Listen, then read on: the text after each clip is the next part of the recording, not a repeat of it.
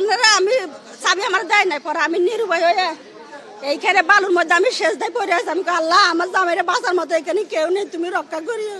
এই কথা বললে আমি আবার উপরে গেছি চাবির জন্য, এরা কেউ বাইর হয় নাই।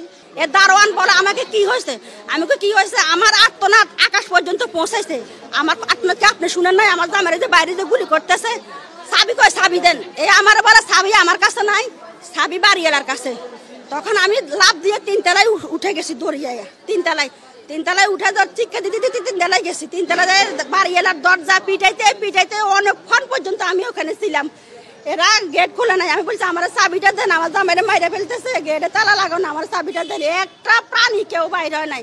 পাশের বাসার ইউনিটের একটা মহিলার দরজা একটু খুলে আমাকে বলে কি হয়েছে, আমি ভাবি আমার জামাইরে বাইরে গুলি করে মাইরে ফেলতেছে। উনি কথা শোনার পরে ঠাস করে দরজাটা লাগাইয়া ফেলছে।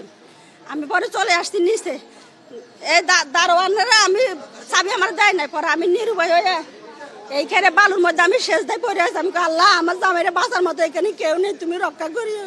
এই কথা বললে আমি আবার উপরে গেছি চাবির জন্য, এরা কেউ বাইর হয় নাই।